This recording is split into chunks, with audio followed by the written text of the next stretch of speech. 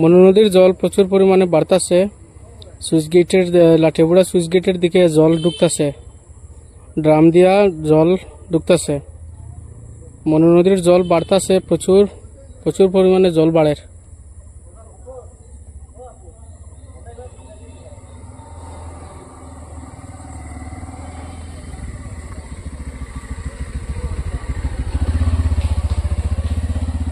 প্রচন্ড জল বাড়ছে মনু নদীর।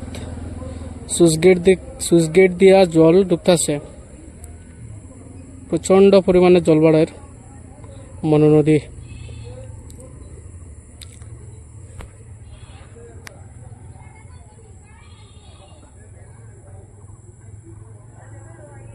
জল প্রচন্ড পরিমাণে বাড়ে মনু নদীত।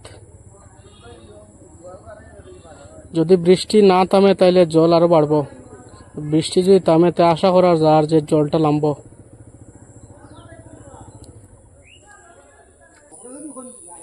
এদিকে মানুষের মাছ মারের, প্রচুর পরিমাণে মাছ পাওয়া যায়, সবে মাছ মারে কেন।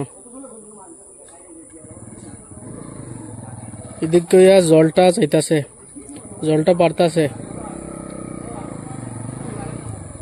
দেখা যাক, যদি বৃষ্টি কমে তাইলে জল হয়তো কমতে পারে, আর যদি বৃষ্টি না থামায় তাইলে জল বাড়বো।